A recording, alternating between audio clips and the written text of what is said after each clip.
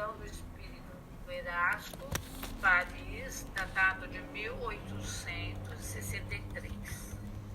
Então, eu fui lá no livro Obras Póstumas, que tem um artigo intitulado, bem lá no fim, Projeto 1868.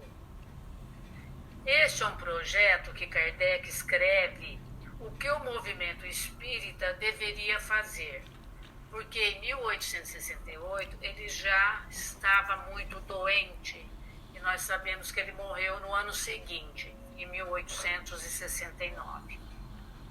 Então ele tinha preocupação com a doutrina. Ele deixou algumas orientações, e vou falar sobre 3 orientações. Então, a primeira orientação que ele deu foi que precisava haver um órgão central, porque no início o trabalho de formar a doutrina, codificar, de fazer correspondência, tudo ficou na mão dele, né? Então era um trabalho individual no início e assim foi necessário, né?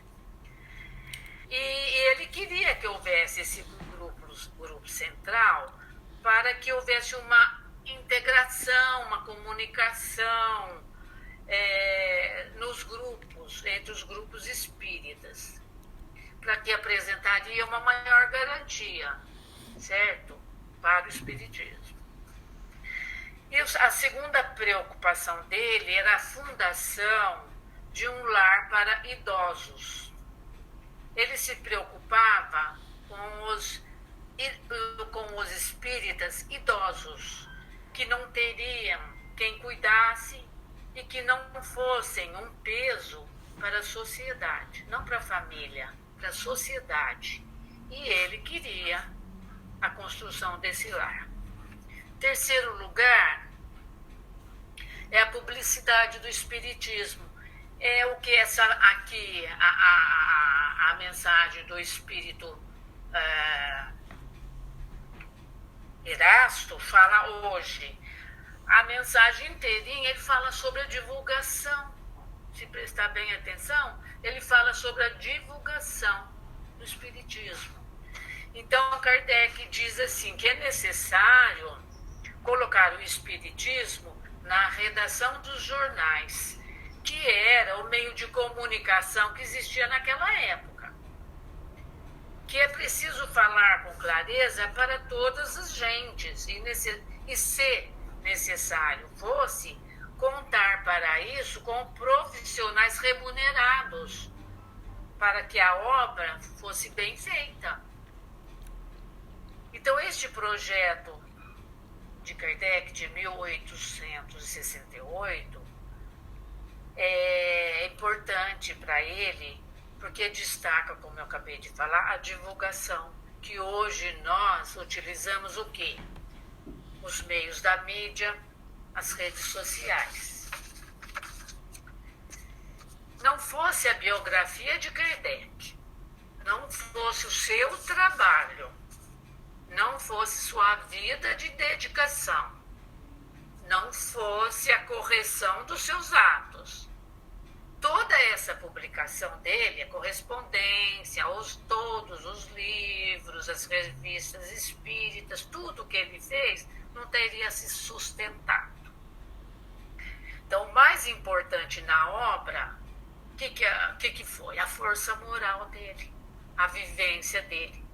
Então, a biografia torna uma obra viva e fez a publicidade do espiritismo. Aqui tem umas palavrinhas de Emmanuel que fala assim, que a melhor pregação do evangelho que podemos fazer é a pregação vivida. E Emmanuel nos convida para que sejamos cartas vivas do evangelho, que sejamos o evangelho vivido no nosso dia a dia. E Kardec diz assim, somente o espiritismo, bem entendido e bem compreendido, pode remediar esse estado de coisas e tornar-se, conforme conforme disseram os espíritas para ele, que disseram, a grande alavanca da transformação da humanidade. Então, e nessa mensagem de Erasto, que está no Evangelho, né, segundo o Espiritismo, ele diz, ide pregai, falai a todas as gentes, falai aos poderosos e aos simples. E aí vai a mensagem inteira, mandando pregar, divulgar. Então ele está falando da divulgação do Espiritismo, que é a nossa missão. Então a maior parte ele nos pede a divulgação, certo?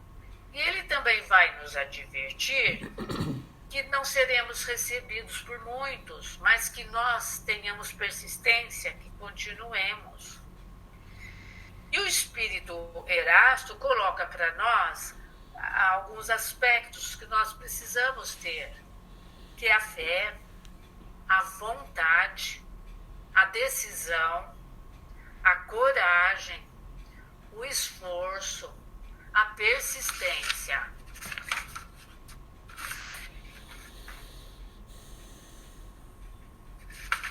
E no final do texto, depois do texto todo, ele está falando sobre a divulgação. Lá no finalzinho, ele faz uma pergunta, no final da mensagem. Se entre os chamados para o Espiritismo, muitos se transviaram, como reconhecer os que se acham no bom caminho?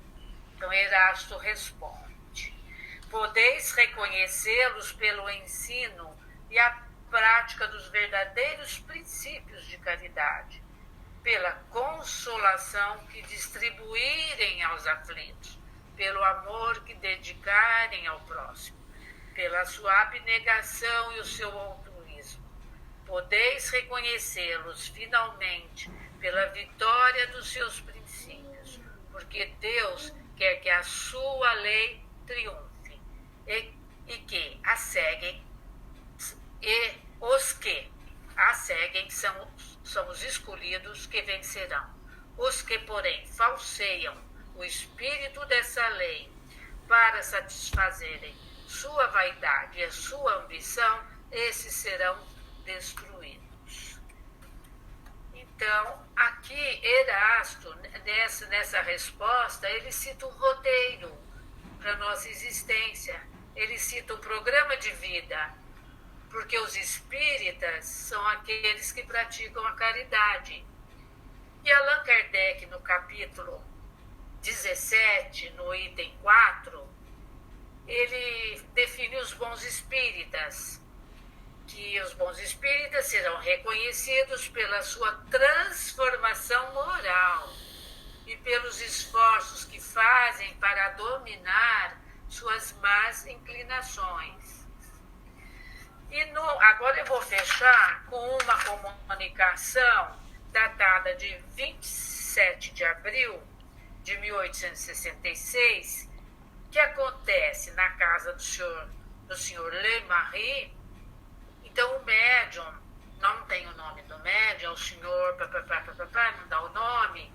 Então o médium deu essa seguinte mensagem, que está também no livro Obras Póstumas, cujo título é Regeneração da Humanidade.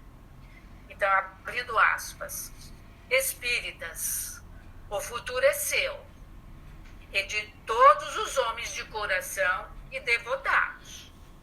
Que os obstáculos não os assustem, porque não existe nenhum obstáculo que possa atrapalhar os desígnios da providência. Trabalhem sem descanso e agradeçam a Deus o tê-los colocado na vanguarda do novo grupo. É um posto de honra que vocês mesmos solicitaram e do qual é preciso que se mostrem dignos pela sua coragem, pela sua perseverança e pelo seu devotamento. Felizes os que sucumbirem nessa luta contra a força.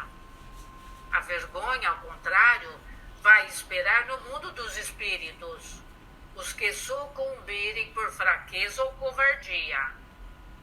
As lutas, aliás, são necessárias para fortalecer a alma. O contato com o mal faz que se apreciem melhor as vantagens do bem. Sem as lutas que estimulam as faculdades, o espírito se entregaria a uma despreocupação prejudicial ao seu adiantamento. As lutas contra os elementos desenvolvem as forças físicas e a inteligência. Mas as lutas contra o mal desenvolvem as forças morais. Graças a Deus. Fecha aspas.